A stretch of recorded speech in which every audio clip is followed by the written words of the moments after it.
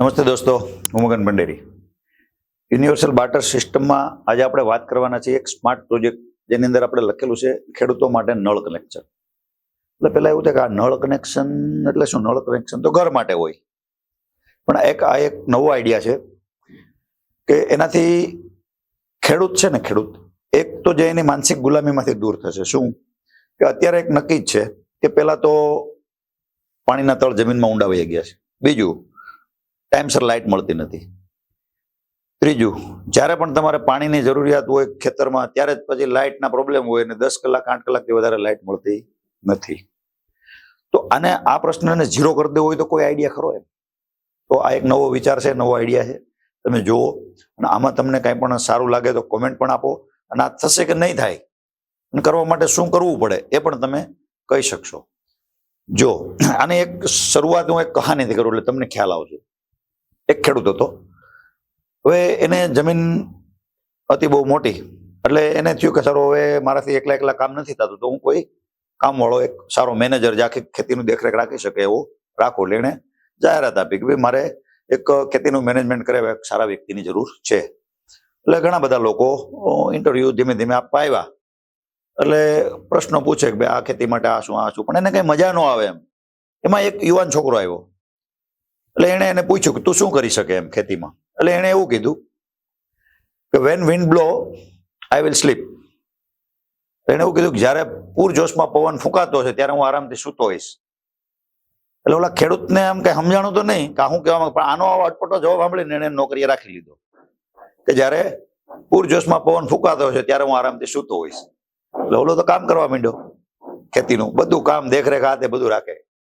એમાં એક દિવસ રાત્રે અચાનક ગડગડાટ ને વીજળી ને પવન ફૂંકાવા માંડ્યો ને વાવાઝોડા જેવું થવા માંડ્યું. એટલે ઓલો ખેડૂતની અંદર ઉડી ગઈ, માલિકની. જાગ્યો, દોડીને આવ્યો ત્યાં ખેતરના પેલું હતું આનું ક્વાર્ટર, ત્યાં જોયું તો ઓલો તો ઘસઘસાટ ઊંઘતો હતો. એટલે 2-3 વાર આમાં ઉઠાડ્યો કે લા આટલું બધું આ વાવાઝોડું ને વરસાદ ને થવાનું ઉઠ ને આપણે બધું આ હરખું કરી આવીને આમ તેમ. કે હારું હું આવું છું, તમે જાઓ. એટલે ઓલાને થયું કે આ કઈ ઉઠશે ને ક્યારે આવશે, હાલો હું તો દોડીને પહોંચ્યું એમ. એટલે જેવો એ ખેતરની અંદર ગયો ને તો જોયું તો બધું વ્યવસ્થિત ઢાંકેલું હતું, કોઈ માલ પલ્લેમ નહોતો, એની ઉપર વજનદાર પથ્થરો મૂકેલા હતા અને બધા માલઢોર હતા એને પૂરી અંદર બધે ખીલે બાંધેલા હતા. એટલે આ ચકિત થઈ ગયો કે આવું કેમ થયું એમ. દોડીને તરત ત્યાં એટલી વારમાં ઓલો દોડીને આવ્યો કે બોલો શું હતું? એ કે હું તો એના માટે આવતો કે આ બધું વાવાઝોડું વરસાદ ને થવાનું છે, આ બધું પલળીનો જે આપણો માલ ને આન તેન બધું ના માલઢોરને નુકસાન ન થાય એટલે બાંધો ને, એ બધું મેં કરી નાખ્યું હતું. એવું કેમ? એ કે મેં તમને પહેલો જ પ્રશ્નનો જવાબ આપ્યો હતો કે when wind blow I will sleep. જ્યારે આવું બધું થતું હોય ત્યારે હું આરામથી સૂતો હોય, કારણ કે મને પાણી પેલા પાળ બાંધવાની આવડત છે. એ કે આવું કઈ થવાનું હોય ને તો હું નક્કી કરી લઉં કે આવું વાવાઝોડું આવવાનું છે, એટલે હું અગાઉ કામ કરીને તૈયાર રાખું. હું રાહ ન જોઉં કે વાવાઝોડું આવશે પછી આપણે વિચારશું એમ ખેડૂતો છે ને એના માટેનો આ એક પ્રોજેક્ટ એવો છે કે માની લો કે હવે દરેક ગામની અંદર અત્યારે નર્મદાની કેનાલ પહોંચી ગઈ છે, બધા જાણો છો. આ એની અંદર એક 2-4 વર્ષ પહેલા એક નવી યોજના આવી હતી, સૌની યોજના. સૌની યોજનાની અંદર શું હતું કે જે વધારાનું પાણી છે એને એક બીજી નદીઓમાં ટ્રાન્સફર આપવું, દરેક નદીઓને જોડી દેવી કે જે આ નદીનું પાણી વધારાનું વયું જાય છે દરિયાની અંદર તો એ બીજી નદીમાં જવું જોઈએ. તો ક્યાંક થયું, બાકી બધી થયું નથી. તો સેમ આના જેવો જ આખો પ્રોજેક્ટ છે કે કોઈ પણ ગામ હશે ને ત્યાં સરકારી પડતર જગ્યા 2-4 હેક્ટર હોય જ. તો એવી ગામની જે ઊંચાણવાળી જગ્યા હોય ને ત્યાં તમે આવી 2 થી 3 હેક્ટર જગ્યા, મિનિમમ 2 હેક્ટર, 3 થી 4 હેક્ટર સુધીની જગ્યા તમે રિઝર્વ કરી દો. ગામ પંચાયત વતી રિઝર્વ થઈ ગઈ. હવે એને તમારે બનાવવાનું છે મોટું તળાવ, બરાબર. સરકારની ગ્રાન્ટ આપશે, પછી ગામ લોકોનો સહયોગ બધું થઈ અને માની લો કે તમે એનું રિઝર્વાયર બનાવી લીધું. 2, 2.5, 5 કરોડ 10 કરોડના ખર્ચે બની ગયું એકવાર. આજીવન એક જ વાર બનાવવાનું છે. હવે માની લો કે એ તળાવ બની ગયો એટલે સૌની યોજના જે નર્મદાની કેનાલો છે એને લિંક કરી દેવાનું. હવે માની લો કે એ તળાવ આખું ભરી દો. હવે ગામની અંદર માની લો કે 200 ખેડૂતો છે કે 300-400 ખેડૂતો છે. હવે દરેક લોકોનું એક ગ્રુપ બની જાય, જેમ તમારું ગ્રુપ ટીસી કેમ હોય એમ. ત્યાં એક સંપ બની જાય, પાણીનો ટાંકો. હવે આ મેઇન રિઝર્વરમાંથી જે પાણીનો 8નો કે 10નો પાઇપ છે એ સંપ સુધી ગયો, બરાબર. અને સંપની અંદર એ પાણી ઠલવાવા માંડ્યું. સંપની અંદરથી બીજા 15 ખેડૂતોને કનેક્શન આપ્યા હોય 3-3ની પાઇપમાં. જે આપણે મોટર જે વાપરીએ છીએ ખેતીની અંદર એ 3ની પાઇપલાઇનનું કનેક્શન એમાં આપેલું હોય એના ખેતર સુધી. એમાં એક કાગ હોય.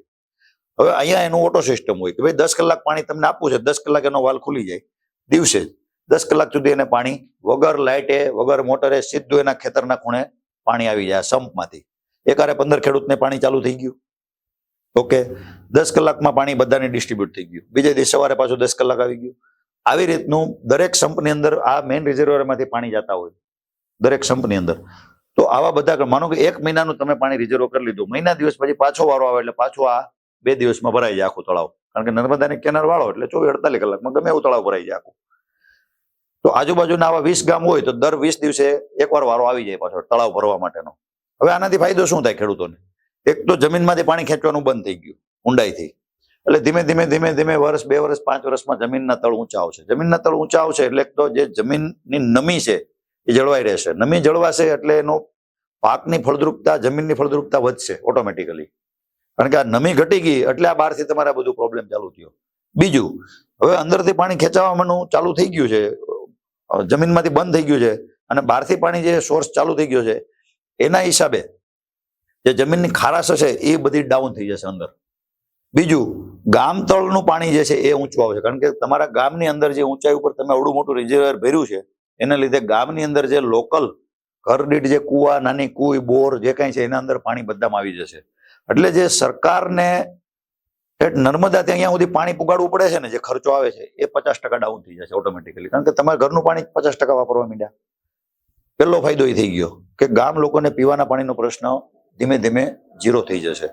બીજું, ખેડૂતોને પાણીની જગ્યાએ લાઇટની જે રાહ જોવી પડી ને, હવે આટલી જે વીજળી બચશે ખેડૂતોની, 10 કલાકની રોજની વીજળી ગણી લ્યો, એ વીજળીને તમે ટ્રાન્સફર મારો ઉદ્યોગોની અંદર તો ઉદ્યોગોમાં કેવી ક્રાંતિ આવે? જોરદાર.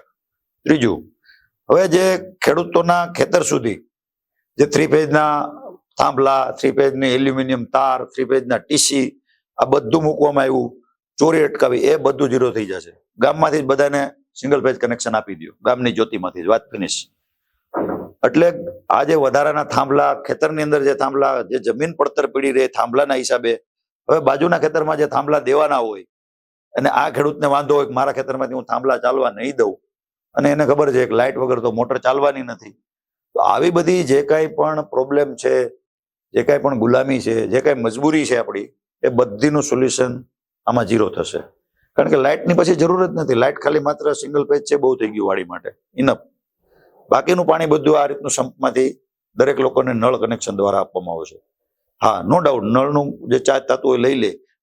હવે પ્રશ્ન એ થયો કે ભાઈ આ એક કોઈ પણ બોર કરો તમે ખેડૂત અને મોટર ઉતારો અને કનેક્શન લ્યો એટલે 3-4 લાખ રૂપિયા, 5 લાખ રૂપિયા તમારે વહી જ જવાના છે. અને ખેડૂત જીવનમાં એકવાર આ કરી શકે, પછી એની પેઢીને કરવાની જરૂર ન રહે. તો 5 લાખ રૂપિયા જે તમે બગાડો છો, તો આવા 200 ખેડૂત 5-5 લાખ રૂપિયા વગાડે, 10 કરોડનું બજેટ ઊભું થઈ ગયું તમારા જ ગામનું. તો 10 કરોડમાં રિઝર્વાયર થઈ જાય ને બધાને પાઇપલાઇન નખાઈ જાય ને બધાને ખેતર સુધી પાણી પહોંચે. આમે સરકાર બીજા 10 કરોડ આપે. એટલે આ વસ્તુ અશક્ય નથી.